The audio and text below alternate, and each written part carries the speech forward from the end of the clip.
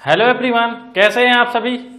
तो चलिए दोस्तों शुरुआत करते हैं हम अपने आज के सेशन की। तो देखिए हमने कल कहाँ तक क्वेश्चन कर लिए थे। मैंने आपको देखिए कल वाला जो टाइप था मैंने आपको खत्म करवा दिया था। आज हम नेक्स्ट टाइप करने वाले हैं, ठीक है ना दोस्तों। तो अब देखिए नेक्स्ट टाइप क्या है मैं आपको बता दूं। नेक्स्ट टाइम में हम पढ़ेंगे क्या। आज हम पढ़ेंगे, देखिए अगर कोई वस्तु देखिए सीपी और एसपी, ठीक है। अगर देखिए एक चेयर को मान लीजिए हमने कितने रुपए में लिया, 100 रुपीज में, ठीक है ना दोस्तों। एक चेयर का जो मूल्य है वो कितने रुपीज है, कॉस्ट प्राइस कितनी है, 100 रुपीज। हमने उसको बेचा कितने परसेंट की प्रॉफिट पर, 10% की प्रॉफिट पर, ठीक। जैसे ही मैंने इसको 10% की प्रॉफिट पे बेचा तो देखिए मैंने इसको कितने में बेचा, 110 रुपए में या नहीं, ठीक है ना। अब हम बात करते हैं, देखिए और उसी चेयर को मैंने अगर उसी चेयर को यानी 100 रुपए की चेयर को मैंने अगर 20% के लॉस पर बेच दिया। अगर बात करते हैं 20% के लॉस की, देखिए 20% का लॉस, 20% के लॉस की बात करते हैं तो मैंने उसको कितने बेच दिया, 80 रुपए में। अब हमसे कहा जाएगा इनका अगर एसपी इक्वल होता तो, एसपी इक्वल होता मतलब देखिए अगर मैंने किसी भी वस्तु को 2400 रुपए में बेचा होता, कितने रुपए में बेचा होता, 2400 रुपए में, यानी पहली वस्तु को भी 2400 में ही बेचा होता और दूसरी वस्तु को भी 2400 रुपए में ही बेचा होता। देखिए अगर एक टेबल है, एक टेबल का चेयर है 100 रुपए, यानी एक टेबल का मूल्य कितने रुपए है, 100 रुपए। और एक जो है चेयर का मूल्य कितने रुपए है, 100 रुपए। अगर मैंने चेयर को देखो टेबल को 10% के प्रॉफिट पे बेचा होता और चेयर को 80% के लॉस पे बेचा होता तो हमसे क्वेश्चन में कहा जाएगा कि अगर हमने दोनों को इक्वल दाम पर बेचा होता, यानी दोनों की जो सेलिंग प्राइस है वो क्या हो जाएगी दोस्तों, इक्वल, ठीक है। सेलिंग प्राइस क्या होगी, हमेशा इक्वल, यानी जो सेलिंग प्राइस है यानी विक्रय मूल्य, तो विक्रय मूल्य हमेशा क्या होगा दोस्तों, समान। चलिए अब बात करते हैं हम अपनी क्वेश्चन की।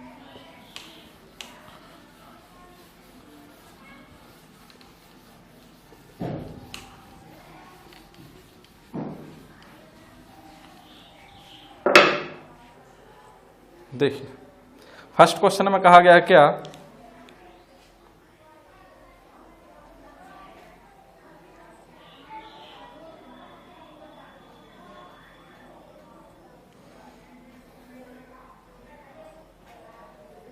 देखिए एक व्यक्ति ने दो वस्तुओं को 9600 रुपए में खरीदा, ठीक है। देखिए एक व्यक्ति ने क्या किया, दो वस्तुओं को यानी मान के चलिए दो वस्तुएं हैं, ठीक है ना। दो वस्तुओं, 2 आर्टिकल है ना। दो वस्तुओं को कितने में खरीदा दोस्तों, दो वस्तुओं को खरीदा इसने कितने में, 9600 रुपए में। कितने रुपए में दोस्तों, 9600 रुपए में खरीदा है, ठीक है। मतलब क्या है, दोनों वस्तुओं का जी सीपी है यानी कॉस्ट प्राइस है।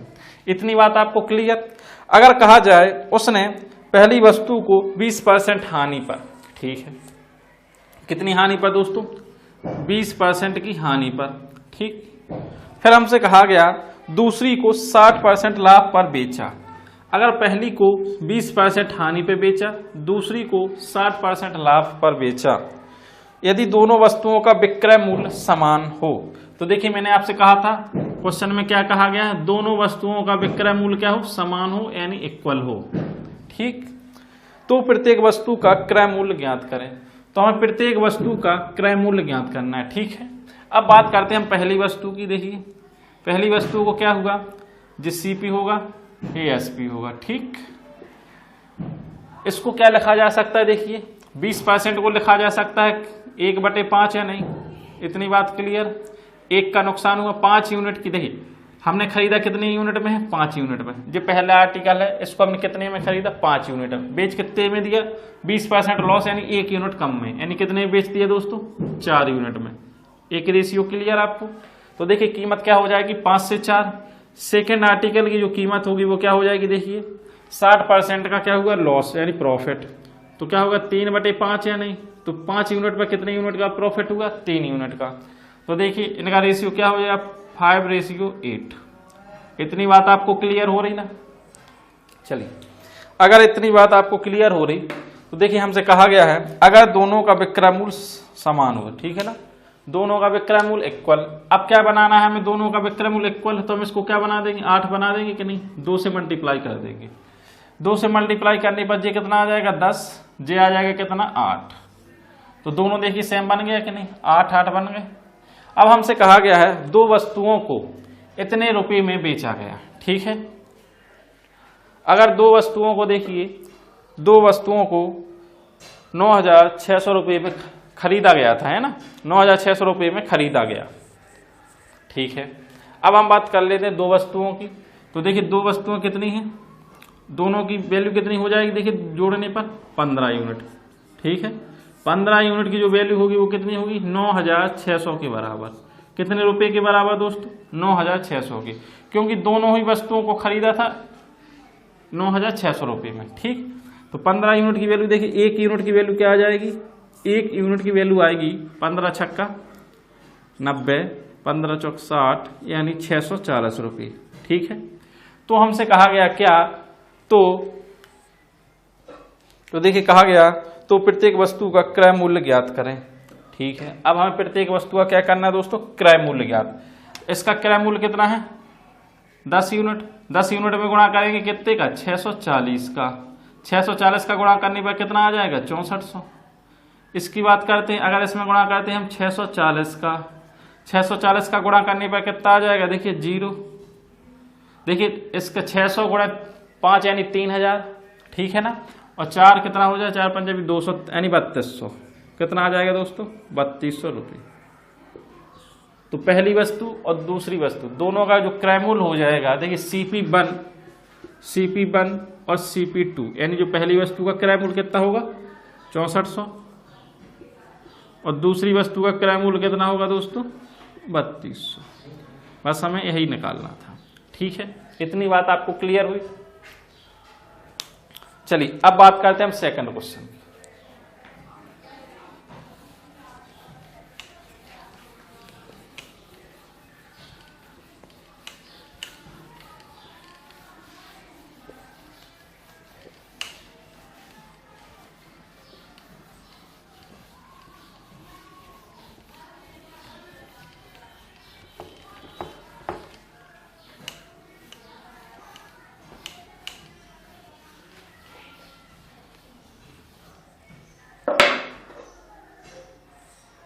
देखिए सेकंड क्वेश्चन में कहा गया है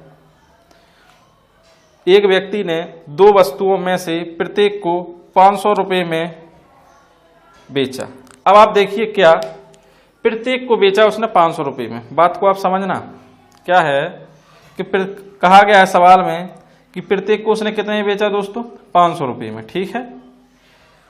अब पहली पर 25%, देखिए उसने पहली बार 25% तथा दूसरी पर 35% का लाभ कमाया, तो उसका पूरे सौदे में लगभग पूरा लाभ प्रतिशत ज्ञात करें, ठीक है। अब बात करते हैं, देखिए सबसे पहले बात करते हैं 25% की।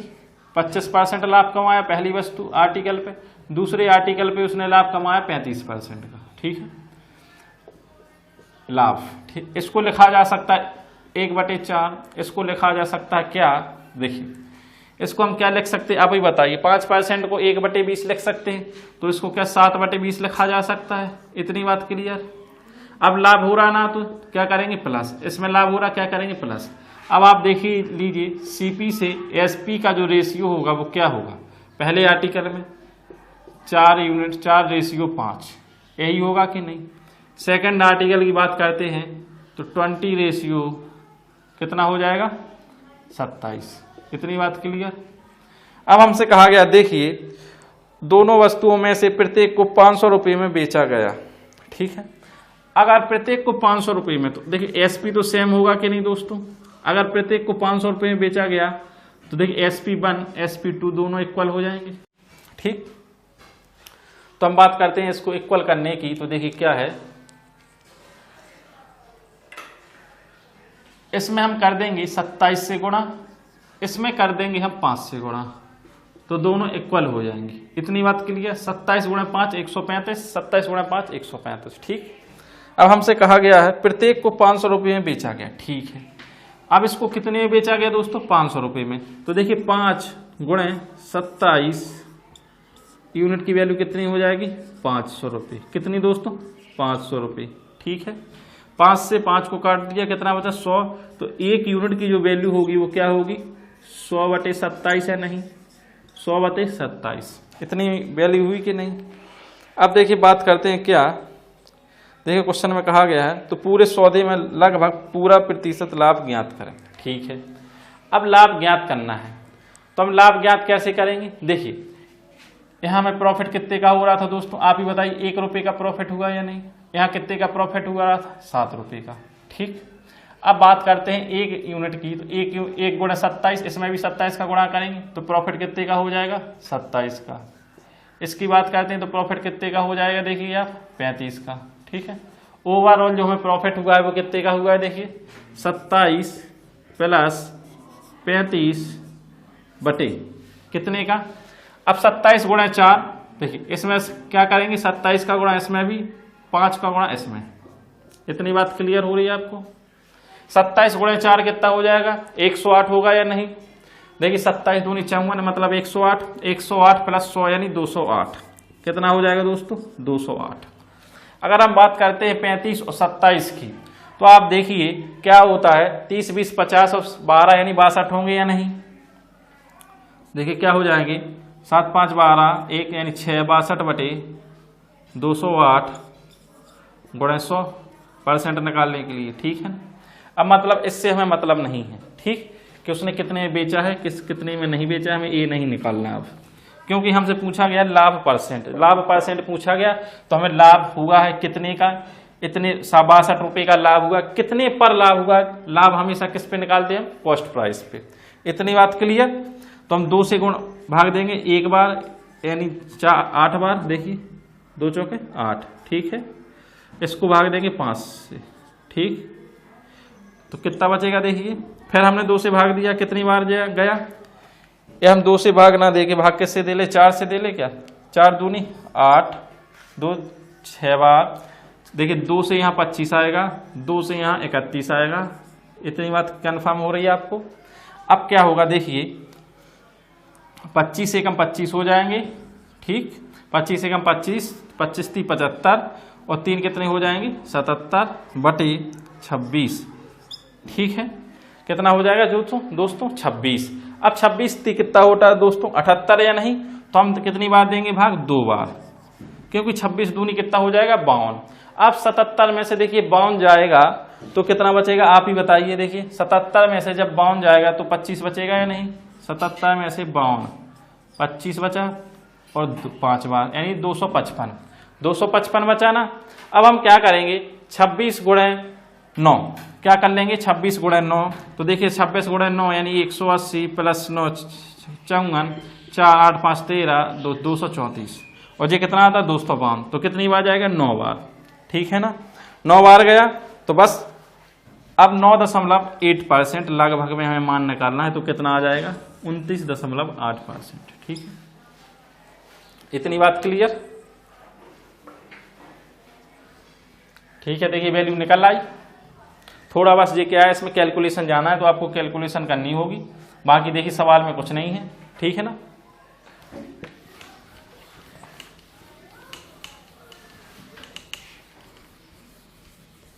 ये सवाल आपको केवल कैलकुलेशन के लिए दिया जाएगा। ठीक है, क्योंकि इस सवाल में बस कैलकुलेशन ही है।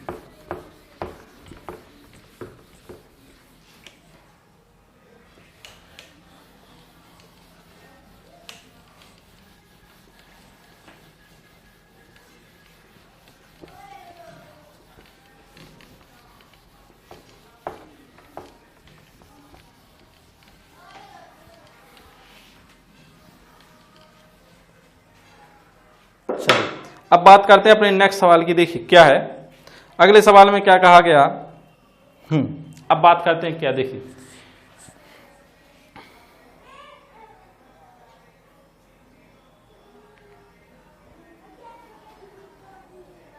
एक व्यक्ति ने 2 सोफा सेट 2800 रुपये में खरीदे। ठीक है, एक व्यक्ति ने क्या किया, 2 सोफा सेट खरीदे, वो भी 28 रुपये में, यानी C1 + C2 कितना हो जाएगा दोस्तों 2800 रुपये या नहीं, ठीक है। दोनों वस्तु यानी पहला आर्टिकल का क्रय मूल्य, दूसरे आर्टिकल का क्रय मूल्य, और दोनों क्रय मूल्य कितना है जोड़ के 2800 रुपये, क्योंकि उसने दोनों ही वस्तुओं को कितने में खरीदा 2800 रुपये में। इतनी बात आपको क्लियर हो रही है। अब बात करते हैं, देखिए क्या इनमें से उसने एक को 35% लाभ पर, एक को बेचा उसने अगर 35% के लाभ पर, ठीक है, दूसरे को बेचा 45% लाभ पर, दूसरे को कितने लाभ पर दोस्तों 45% लाभ पर बेचा, और उसने पाया कि प्रत्येक सोफा सेट को समान मूल्य पर बेचा गया, तो दोनों सोफा सेट का अलग अलग क्रय मूल्य होगा, ठीक है। अब क्या होगा देखिए, अब इसका क्या निकाल लेंगे दोस्तों 35%। अब 35% मैंने आपको बताई था, देखिए अभी पिछले ही सवाल में किया है हमने, सीपी से जो एएसपी का रेशियो होगा वो क्या होगा दोस्तों 20 से 27 या नहीं, 20:27, क्योंकि अभी मैंने बताया था आपको 7/20 होता है इसकी फ्रैक्शन वैल्यू, ठीक। अब बात करते हैं 45% की फ्रैक्शन वैल्यू, तो 45% की जो फ्रैक्शन वैल्यू होगी वो कितनी होगी 9/20, ठीक। तो हम बात करते हैं इसकी, तो देखिए क्या हो जाएगा रेशियो 20:29, ठीक है ना। अब हमें दिया गया है क्या, देखिए हमसे कहा गया कि दोनों का विक्रय मूल्य क्या है दोस्तों इक्वल, ठीक। दोनों का विक्रय मूल्य इक्वल है तो हम क्या कर देंगे, दोनों का विक्रय मूल्य इक्वल करेंगे। इक्वल करने के लिए 29 से गुणा इसमें करेंगे, 27 से गुणा इसमें करेंगे। इतनी बात क्लियर, ठीक है। अब हमसे कहा गया देखिए सवाल में समान मूल्य पर बेचा तो दोनों सोफा सेट का अलग अलग क्रय मूल्य होगा, ठीक है। अब दोनों सोफा सेट का हमसे कहा गया अलग अलग क्रय मूल्य।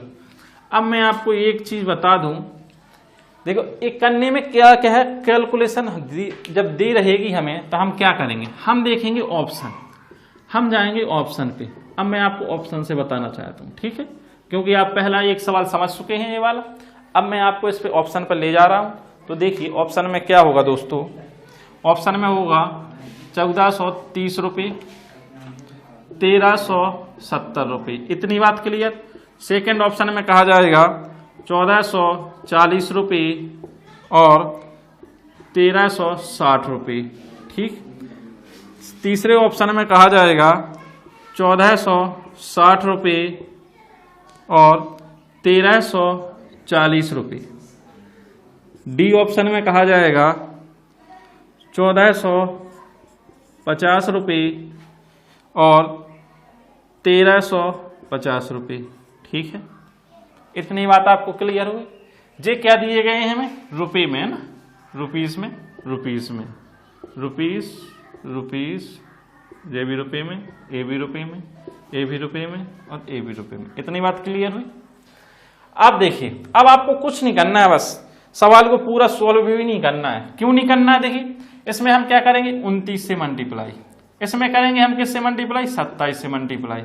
अब आपको देखना है ऑप्शन में डायरेक्ट जाना है, क्योंकि आपसे कहा गया दोनों का क्रय मूल्य ज्ञात करें, तो आपका दोनों का क्रय मूल्य ये दिया गया है। देखिए ऑप्शन में 4 ऑप्शन दिए गए हैं। अब हम कैसे निकालेंगे, अब हम देखेंगे 29 का मल्टीपल 27 का मल्टीपल। 29 का मल्टीपल क्या है देखिए, क्या 29 का मल्टीपल है ये, देखिए 5 बार 29 को कीजिए 145 आएगा, मतलब 148 नहीं आएगा, मतलब 29 का मल्टीपल नहीं है, तो ये ऑप्शन नहीं हो सकता।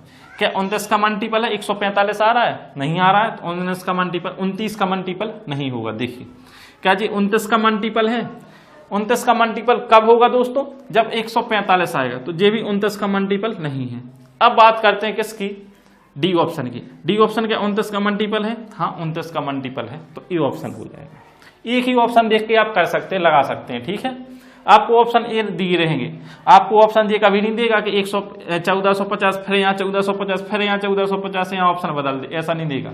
ऑप्शन या तो दूर दूर होंगे, अगर ऐसा दिया भी रहेगा तो फिर आपको फिर कुछ नहीं किया जा सकता, फिर हमें पूरा सॉल्व ही करना पड़ेगा, ठीक है। अगर हम देखिए सॉल्व करते तो क्या होता 29 गुणे 20 करते तो कितना होता दोस्तों, देखिए बात करते हैं अगर 29 गुणे 20 की, तो देखिए 20 गुणे 29, ठीक है, प्लस 20 गुणे 27।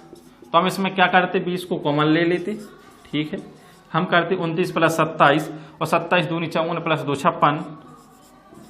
56। इसकी वैल्यू हमें दी थी कितनी, 2800। इतनी बात क्लियर। हमें इसकी वैल्यू क्या दी थी दोस्तों, 2800। तो हम 28 दूनी क्या करते, 56, ठीक है ना। और देखिए 2 से अब हम क्या काटेंगे, 20 से कितनी बार काटेंगे, 5 बार, ठीक है। तो क्या हो जाएगा, 1 यूनिट की वैल्यू आ जाती 5/2। अब हमसे कहा जाता क्या, तो प्रत्येक सोफा सेट का अलग अलग क्रय मूल्य। तो अलग क्रय मूल्य क्या होता है, देखिए जी, तो हम क्या होता है 20 गुणे 29, ठीक, और इसका होता 20 गुणे 27, 20 गुणे 27। अब इसमें क्या करना था हमें, 1/2 से गुणा इसमें करना था, 1/2 से गुणा इसमें करना था। ये हो जाता हमारा 2 से गुणा करते, हमें क्या 5/2 है ना, सॉरी 5/2 से किससे गुणा करना था दोस्तों, 5/100 से, क्योंकि देखिए CP1 और CP2, ठीक है।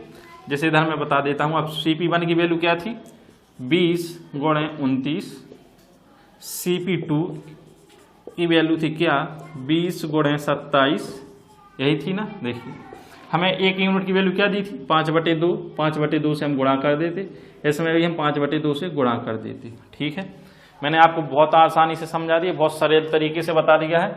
2 को इसमें भाग देते 10 आता, 5 से 29 को 145 आता, यानी 1450 हो जाता। इसको भाग देते 10 आता, और 10 से 7 135 होता था। 27 गुणे 5 135, और 35 गुणे 10 यानी 1350। तो आपको इतनी बात क्लियर हुई दोस्तों। देखिए मैंने आपसे ऑप्शन पे भी बता दिया, मैंने आपको ऐसा सॉल्व करके भी बता दिया, ठीक। चलिए अब बात करते हैं हम नेक्स्ट क्वेश्चन की।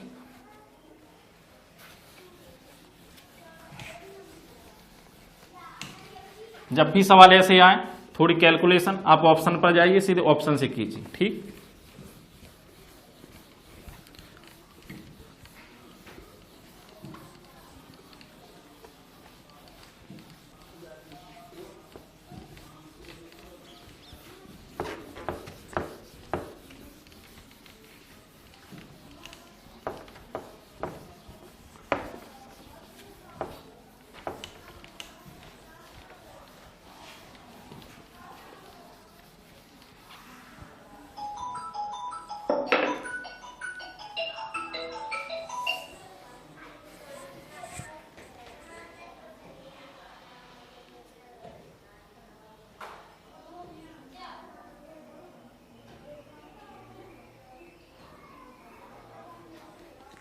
चलिए अब आते हैं हम नेक्स्ट क्वेश्चन पे। देखिए क्वेश्चन में कहा गया क्या, एक मकान और एक दुकान में से प्रत्येक को 1 लाख रुपए में बेचा गया, ठीक है दोस्तों।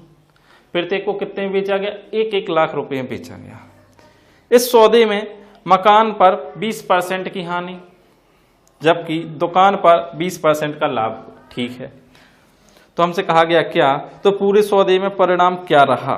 देखिए पूरे सौदे में परिणाम क्या रहा, ये कहा गया है, ठीक है। तो हम बात करते हैं, देखिए कैसे। पहले हमसे कहा गया है इस सौदे में मकान पर 20% की हानि, ठीक है।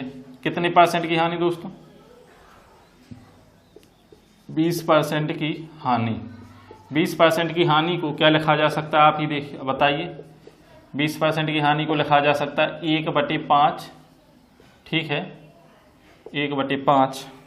20% का लाभ, कितने का लाभ, 20% का लाभ, ठीक है, यानी 1/5, ठीक। अब हम बात करते हैं सीपी से एसपी की, सीपी से एसपी की, ठीक है। सीपी से एसपी की अगर बात करते हैं तो देखिए 5 यूनिट की वस्तु पे हमें कितने रुपए का नुकसान हुआ, 1 रुपए का। तो कितने में हमने वो बेचा होगा, 4 यूनिट में। इसका इसी तरह रेशियो होगा 5:6। कितना होगा दोस्तों, 5:6, ठीक है। अब हम बात करते हैं पूरे की, क्या हो जाएगा 25:24, इसका गुणा इंटू इसका गुणा, ठीक है। अब बात करते हैं, देखिए हमारा सीपी कितना है 25 यूनिट, एसपी कितना है 24 यूनिट, ठीक है। तो आप ही बताइए हमें, देखिए कितने रुपए का लॉस हुआ है दोस्तों, 1 यूनिट का, 1 यूनिट का लॉस हुआ है ना। अब लॉस हमेशा किस पे होता है, देखिए लॉस हमेशा सीपी पे होता है और प्रॉफिट भी हमेशा सीपी पे होता है। लॉस हुआ हमें कितने पे, 25 पे इंटू 100। ओवरऑल जो लॉस होगा वो कितने का होगा दोस्तों, 25 चौका 100 यानी माइनस के 4%। कितने परसेंट, माइनस के 4%। इतनी बात आपको क्लियर हो रही है या नहीं? तो देखिए मैंने आपको रेशियो से बता दिया कितने परसेंट का लॉस, माइनस के 4%। देखिए जब भी ऐसा सवाल आए कि आपको 20% का लाभ हो रहा है, 20% की हानि हो रही है, तो ऐसी स्थिति में, ऐसी कंडीशन में हमेशा ओवरऑल लॉस होता है। ठीक है ना, क्या होता है दोस्तों, ओवरऑल लॉस की कंडीशन होती है ऐसी। अब मैं आपको बता दूं तो हमें क्या करना है, डायरेक्ट फॉर्मूले से बात करते हैं। डायरेक्ट फॉर्मूले की अगर हम बात करते हैं, फॉर्मूला होगा x plus by plus x by upon 100। ठीक है, अगर हम इस फॉर्मूले की बात करते हैं तो देखिए इस फॉर्मूले में लगते हैं हम, तो पहले हमें 20% का लॉस हुआ, फिर 20% का प्रॉफिट हुआ। अब माइनस इंटू प्लस क्या हो जाएगा, माइनस 20 इंटू 20/100। ठीक है, 2 जीरो से 2 जीरो कैंसिल, 20 से 20 कैंसिल, क्या बचा, माइनस के 4%। तो मैंने आपको क्या कहा था, ऐसी कंडीशन में हमेशा ओवरऑल लॉस होता है। कितने परसेंट का लॉस होगा, -4% का। ठीक है, चलिए तो अब आते हैं अपने नेक्स्ट क्वेश्चन पे।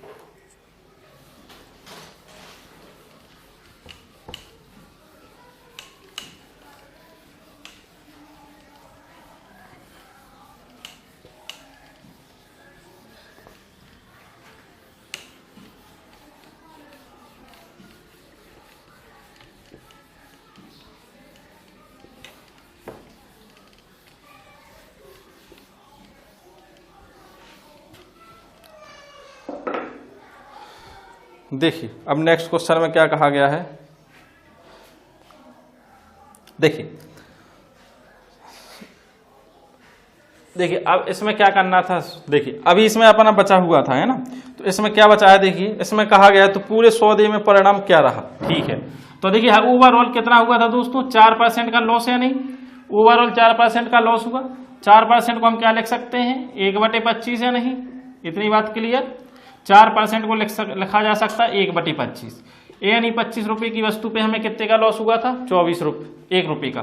तो देखिए हमारा एससीपी कितना था, 25 यूनिट, एसपी कितना था, 24 यूनिट। अब हमसे कहा गया था एक मकान और दुकान में से प्रत्येक को 1 लाख रुपए में बेचा होता। ठीक है, इसको भी यानी मकान को भी 1 लाख रुपए में और दुकान को भी 1 लाख रुपए में। तो हम बात करते 1 लाख की, मतलब 1 लाख, कितने लाख की दोस्तों, 1 लाख की। ठीक है, 1 लाख की बात करते तो पूरे सौदे में क्या परिणाम रहा। तो देखिए 24 यूनिट की वैल्यू 1 लाख, तो 1 यूनिट की वैल्यू क्या आ जाएगी दोस्तों, 1/24 या नहीं, कितने लाख, 1/24 लाख। कितने लाख, 1/24 लाख। ठीक है, अब उसने क्या कहा था, प्रत्येक को 1 लाख रुपए में बेचा जाता। तो देखिए ये क्या था, दोनों का, तो हम यहाँ क्या कर लेते, दोनों का करते या नहीं, क्या करते, प्रत्येक को 1 लाख में, प्रत्येक को 1 लाख में, तो दोनों को कितने लाख में, 2 लाख में। अब बात क्लियर हुई ना। 1 लाख हम जब करते जब एक को बेचा गया था, और जे यूनिट क्या दी थी हमें, दोनों की यूनिट दी थी, तो दोनों को कितने में बेचा गया होगा, 2 लाख में। तो कितने में बेचा हो गया होगा, 2 लाख में। तो 1 यूनिट की जो वैल्यू निकलेगी वो क्या निकलेगी, 1/12 या नहीं निकलेगी दोस्तों, 1/12 लाख। ठीक, तो अब हमसे कहा गया है तो पूरे सौदे में परिणाम क्या रहा, ओवरऑल लॉस हुआ कितने का, 1 का, और 1 यूनिट की वैल्यू हमें दी है 1/12, मतलब ओवरऑल हमें कितने का लॉस हुआ है दोस्तों, 1/12 लाख का। ठीक, इतनी बात अब क्लियर हो गई होगी आपको। चलिए अब बात करते हैं अपने नेक्स्ट क्वेश्चन की।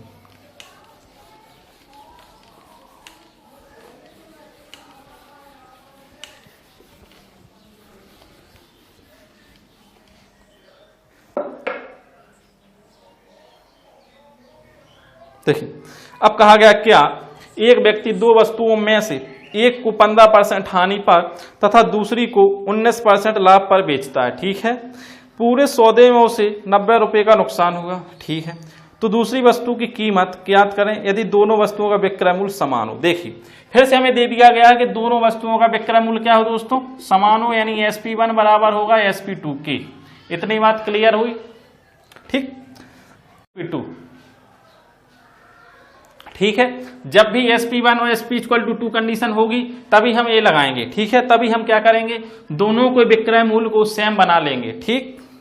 एक व्यक्ति दो वस्तुओं में से एक को 15% हानि पर, चलिए पहले को क्या किया 15% हानि, दूसरे में क्या हुआ 19% का लाभ।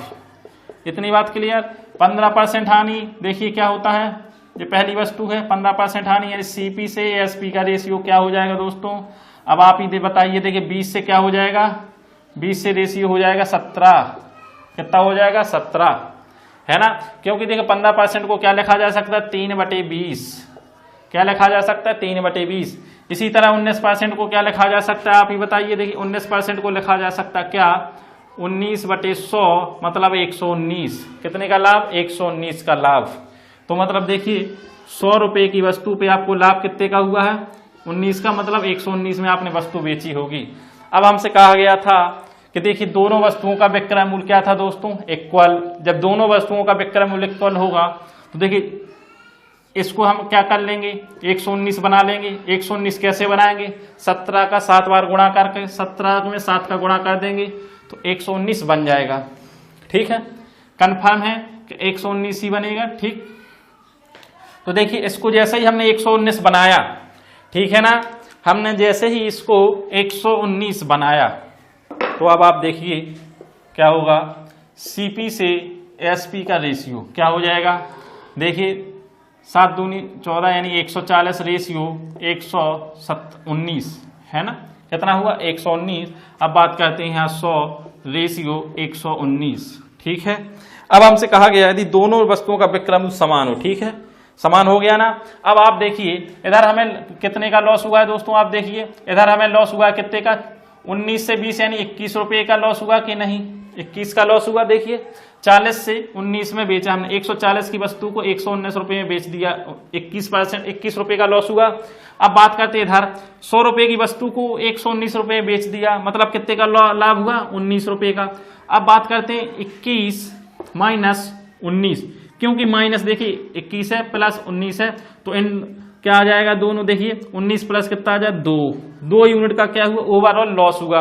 और हमसे कहा गया है 2 यूनिट का जो लॉस है वो कितना दिया गया है हमें, देखिए 90 रुपीज। कितना रुपीज दोस्तों 90 रुपए। 2 यूनिट का जो लॉस दिया गया है हमें कितना दिया गया 90 रुपए। तो हमें निकालना क्या है, तो दूसरी वस्तु की कीमत ज्ञात करें, ठीक है। दूसरी वस्तु की कीमत यानी 1 यूनिट की वैल्यू क्या हो जाएगी दोस्तों 45 रुपए। इतनी बात क्लियर, कितने रुपए 45 रुपए। दूसरी वस्तु की कीमत कितनी है 100 यूनिट, तो 1 यूनिट की वैल्यू कितनी है 45 रुपए, तो 100 यूनिट की वैल्यू कितनी हो जाएगी आप ही बताइए, 4500 रुपए होगी या नहीं, कितने रुपए होगी 4500 रुपए। तो दूसरी वस्तु की कीमत हो जाएगी 4500 रुपए। अगर हमसे कहा गया होता पहली वस्तु की कीमत बताइए, तो देखिए पहली वस्तु की कीमत क्या होती 140 इंटू 45, 140 इंटू 45 यानी 90, यानी 180, ठीक है। कितना होता दोस्तों 1800 रुपए। कितना रुपए 1800 रुपए, ठीक है। इतनी बात आपको क्लियर। तो चलिए एक क्वेश्चन फिनिश हो गया, अब आते हैं नेक्स्ट क्वेश्चन पे।